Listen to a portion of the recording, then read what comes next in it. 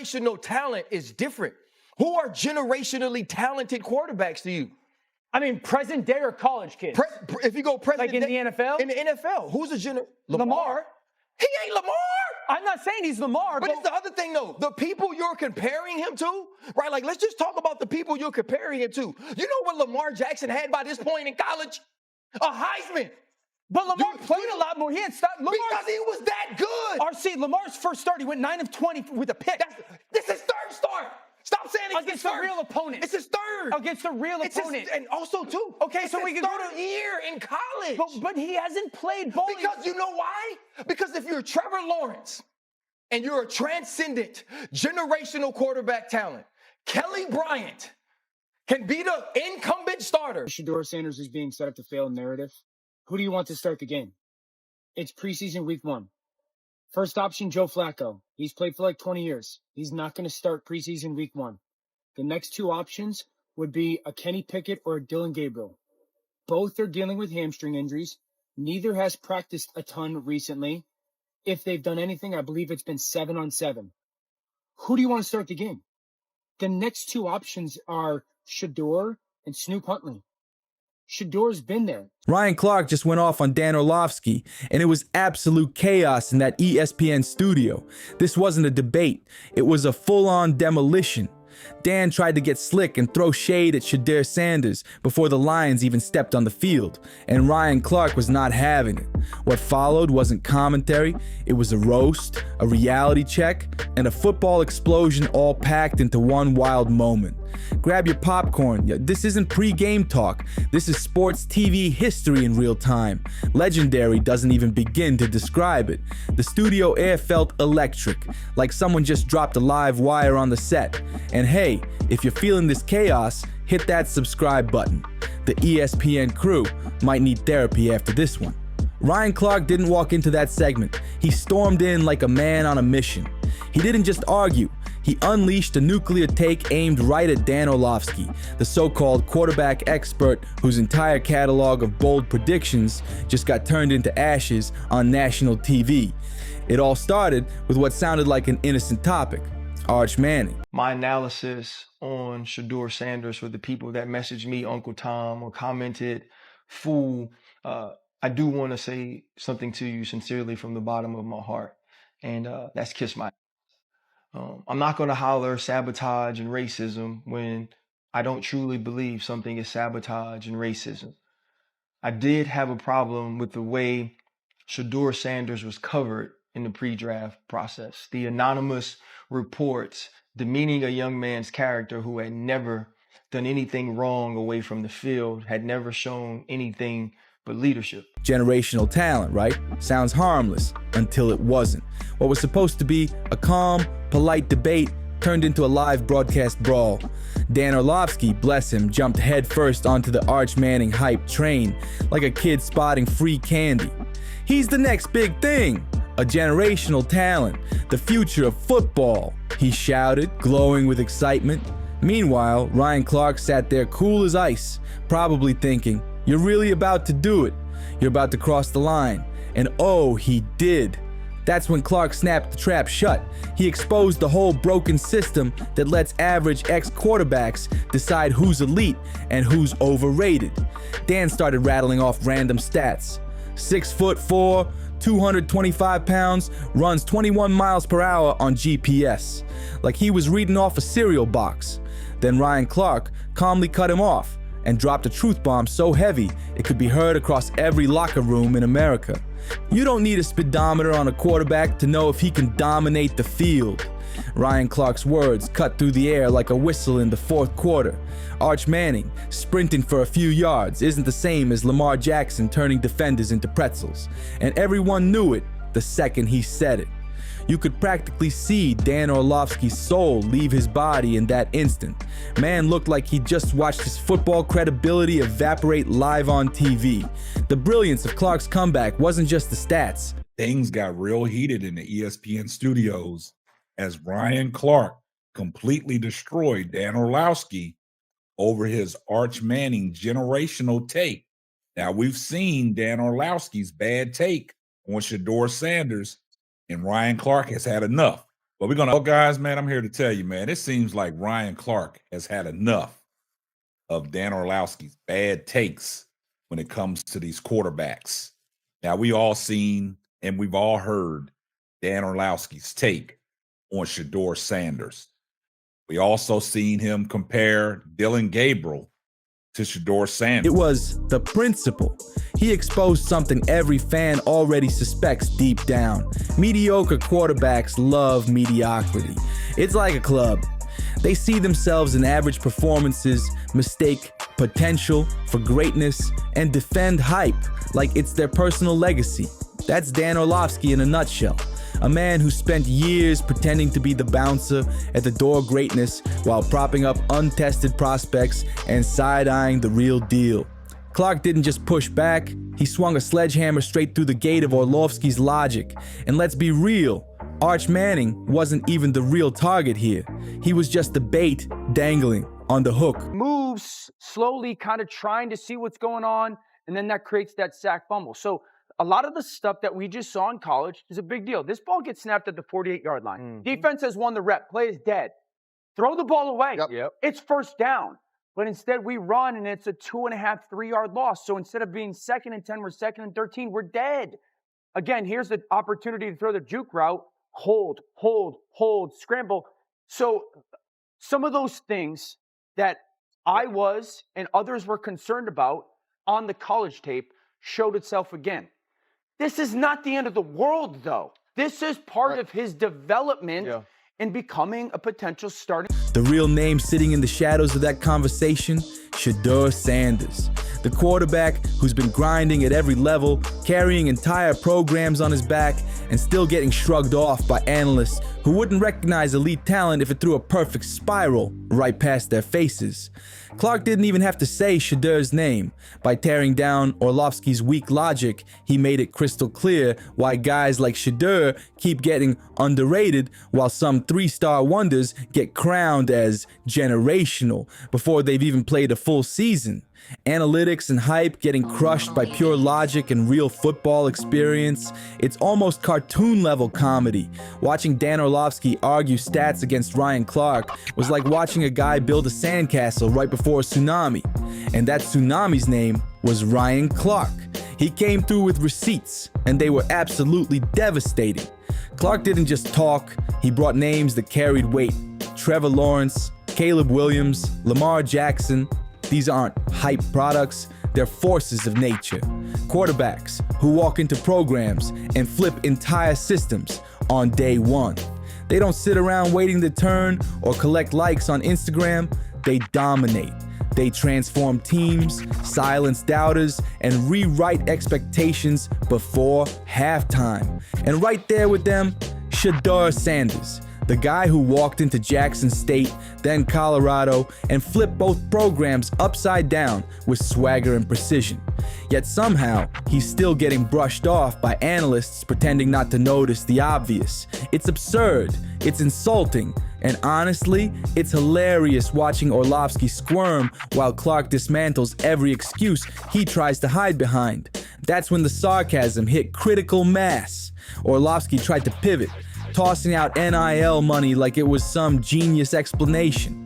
NIL money? Talent? Then who is? And how are we measuring it? Because we can't sit there and go, because of the way the first start on the road. There's very few of them. I think there's less than what you think.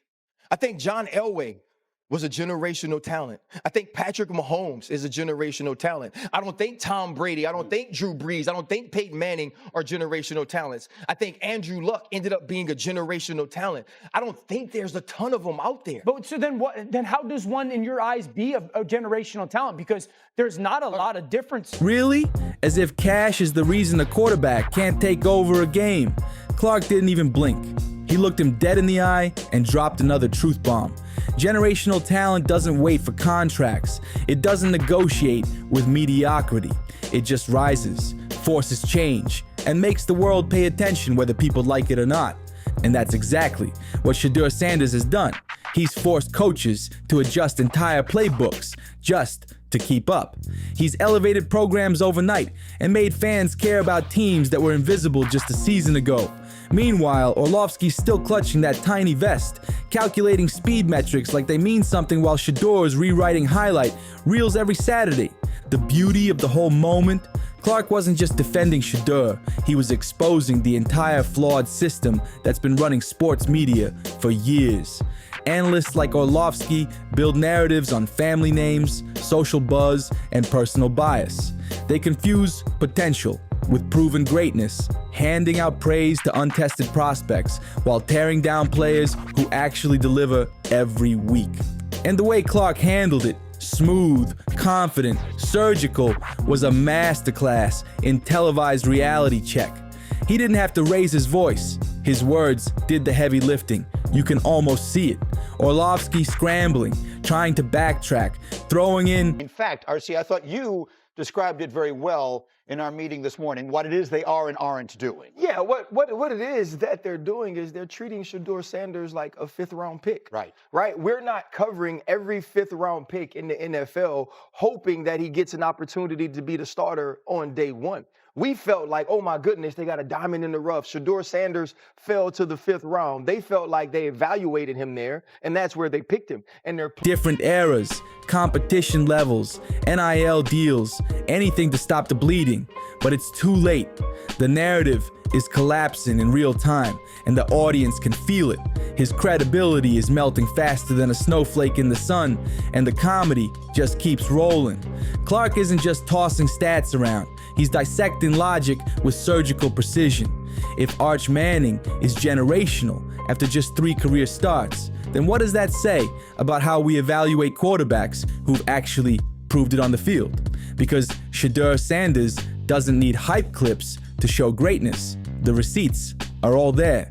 The stats, the wins, the clutch throws. It's a full resume of domination.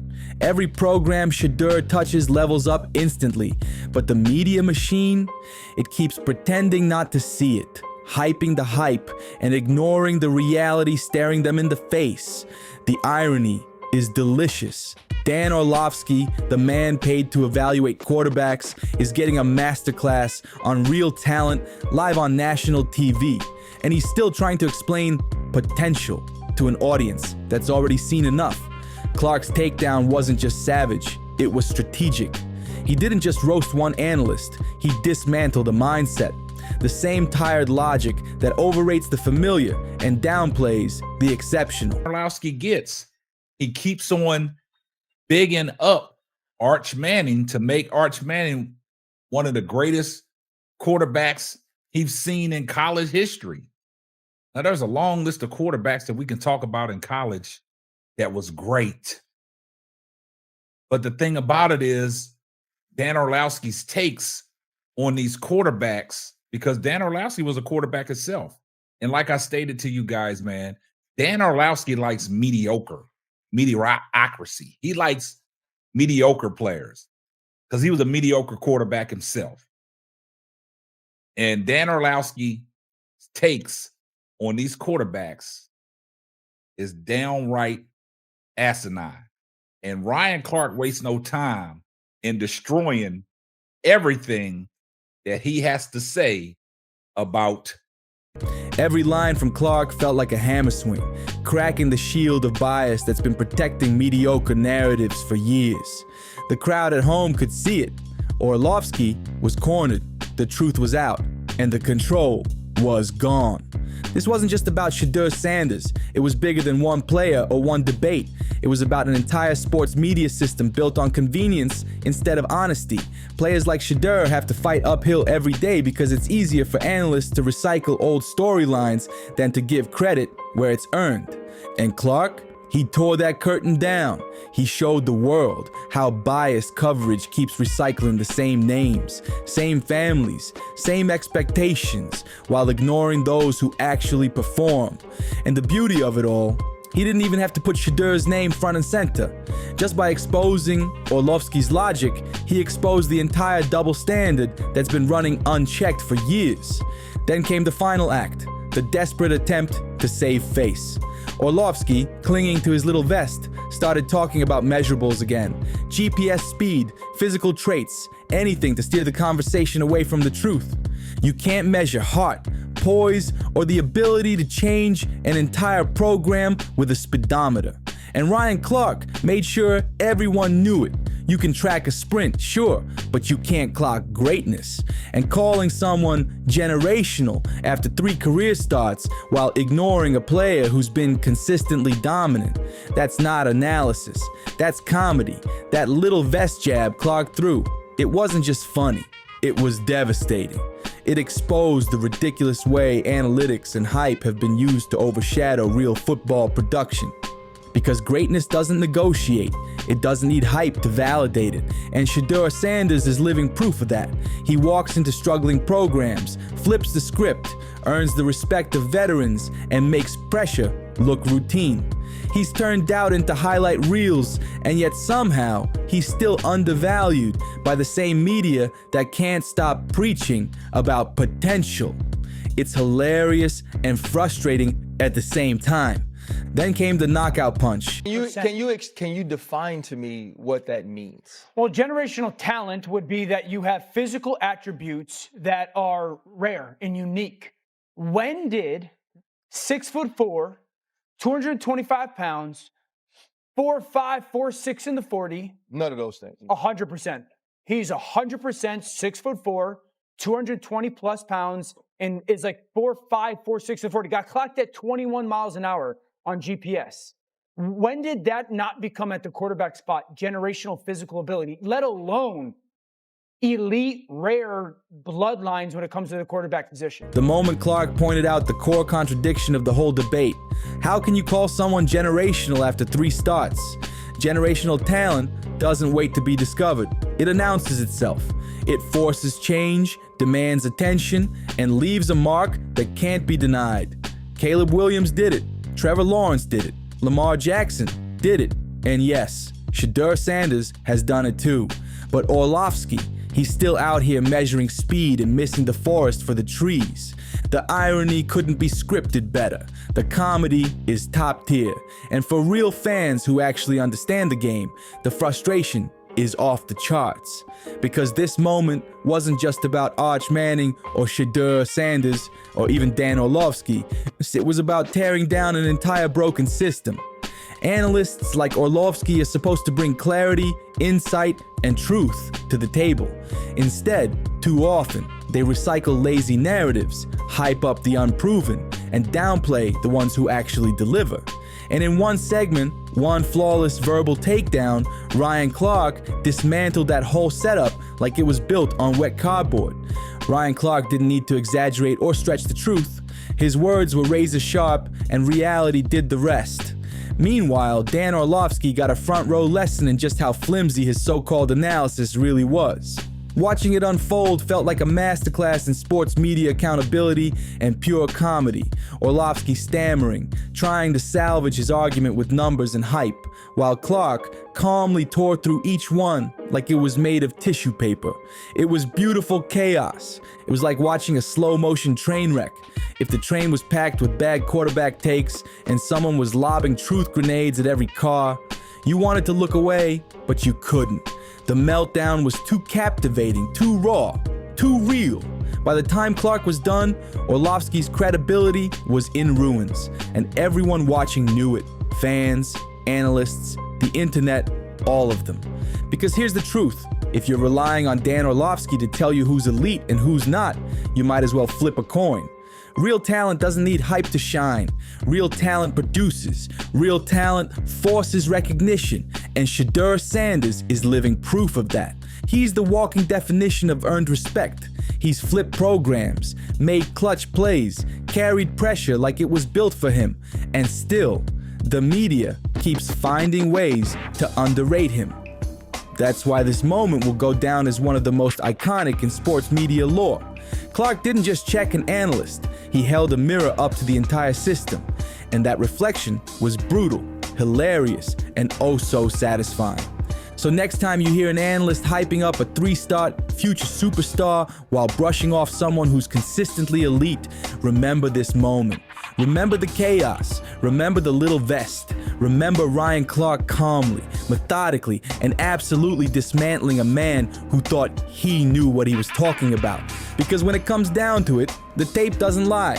Results don't lie, and talent always forces recognition. Shedeur Sanders has proven it time and time again, dominating, adapting, transforming programs, earning respect everywhere he goes.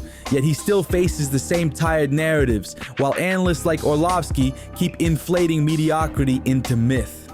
Moments like this remind the world that credibility and actual performance matter more than hype, hashtags, or family names. The game doesn't care about PR, it cares about production. And as for Orlovsky, maybe it's time to invest in a sturdier vest, because next time someone holds you accountable, that thin piece of fabric won't save you from the truth bomb coming your way. Like, comment, share, and subscribe, because this isn't just sports talk anymore, it's history in motion, and the tape, it never lies.